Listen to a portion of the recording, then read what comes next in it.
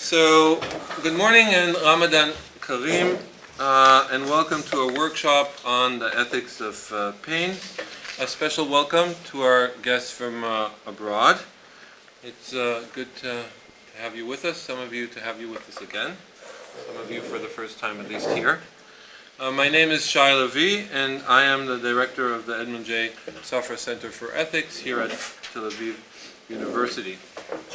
Before we begin, allow me to say a few words about the motivation that has brought about this workshop. You can see quite an intimate workshop that's meant to produce a lot of good, I hope, good discussions. Our point of departure for the discussion of the ethics of pain is a very common assumption, or perhaps better, a thesis concerning pain. Let me name this thesis the secularization of pain. Under this thesis, there is no modern theodicy of pain. Pain in our times has become synonymous with the self-evident evil, and it has become a self-evident evil because it has lost its meaning, our ability to attribute meaning to pain and suffering. Previous generations, as well as non-Western civilizations, so the thesis goes, had a plethora of ways to make sense of pain and bear pain with dignity or resignation or even shame, rather than flee from the experience. From cradle to grave, from the labor of birth to the pangs of death, pain accompanied humanity and carried with it sense, not only sensitivity. Pain was a test, a punishment. It had expiatory power, was simply a mark of human finitude. Pain had a necessity to it that made pain also more tolerable, because only the unnecessary can be truly intolerable. Today, according to the prevailing secularization of pain thesis, suffering makes little sense. It has become an evil, at times a necessary evil, but always an evil. For us moderns, our only way to make sense of pain is to eradicate it. From pain-killing medication, through medical anesthesia, end-of-life palliative relief, we seek new ways to avoid experiencing pain. Even within the medical domain, pain has lost its meaning as a sign and warning and has transformed from a symptom to a syndrome. And today, pain clinics seek to manage pain independently from medical etiology. The participants in this workshop, you and us, have been asked to revisit this prevailing thesis. Some, and I had the opportunity to read most of the papers, some have sought to challenge this thesis, others have offered further and deeper insight to its logic. Has pain truly become a self-evident evil in modern societies? Do we no longer valorize, in certain contexts, suffering and sacrifice? Or think of the maxim, no pain, no gain, which is true not only in sports, but also in therapy and psychological therapy? Are there modern practices of pain, beyond the eradication of pain, that turn pain into an ethics, perhaps an aesthetics? And what can we say about the history of pain? Is it true that in previous societies, in the history of the West, pain was only valorized and glorified and made sense? We'll be able to explore some of this through the history and cultural history and art history of these questions. One way to rethink our approach to the ethics of pain is to return to foundational questions about the nature of pain. After all, there can be no serious discussion of the ethics of pain without discussing what pain is. In fact, the question of the nature of pain cannot be separated from the question of the ethics of pain.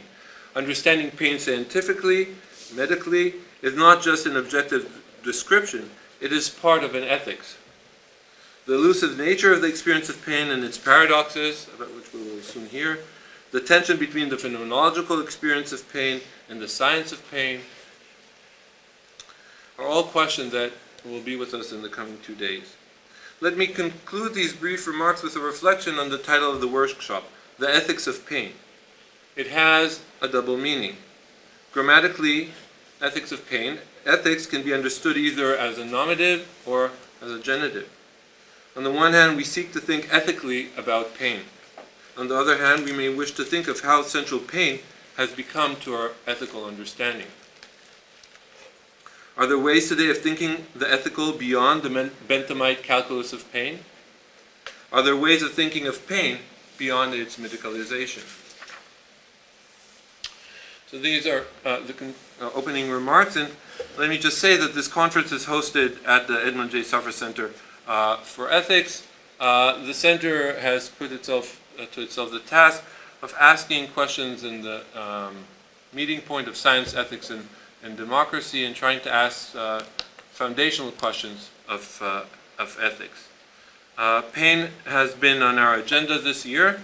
Earlier this year, Professor José Brunner here organized in collaboration with the center and in collaboration with the university, the Goethe Institute University in Frankfurt, another conference on different aspects of pain, and I'm happy that this in many ways is a continuation of that discussion. I would also like to thank the co-organizers, one of whom you'll meet later, Lina Salaime, and also the people in the center that have been, as always, so helpful in making this happen. First and foremost, Dr. Chagai Boaz, sitting here, and also our secretary, whom some of you may have already met, our visitors, Sharon Vered Shekel.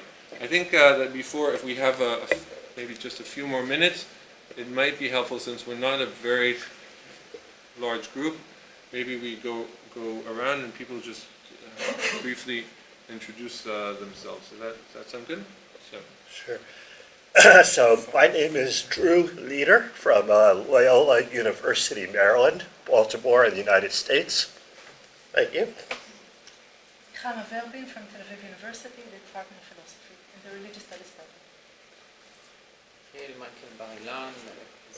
Can you speak a bit louder? Physician, medical faculty. My area is bioethics, you can call it. I'm Rainer Römer from Istanbul University, Istanbul Medical Faculty and Department for the History of Medicine and Ethics. George Kush at the Center for Bioethics and Philosophy at the University of St. I'm Hazan, social anthropologist from the University in Edmond, Safra Center. San Wing. I'm a physician and head of the Pain and Palliative Care Department at Davidoff Center in Baylanson Hospital.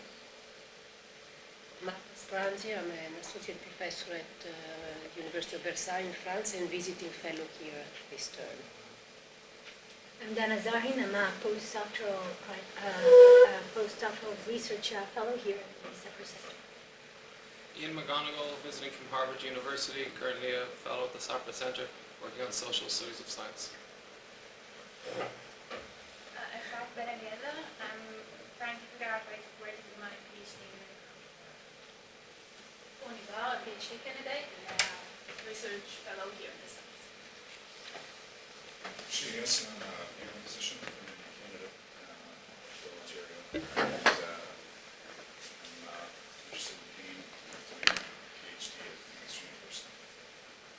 José Brunner, I'm a faculty at the Institute for the History and Philosophy of Science, and I'm also a fellow at the Safra Center.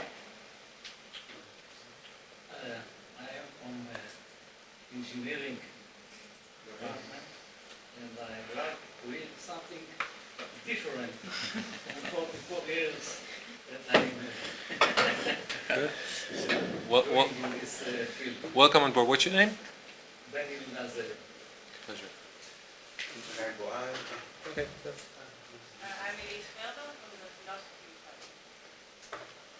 Noam Yuan, I'm a postdoctoral fellow with the guy Boaz from the Safra Center.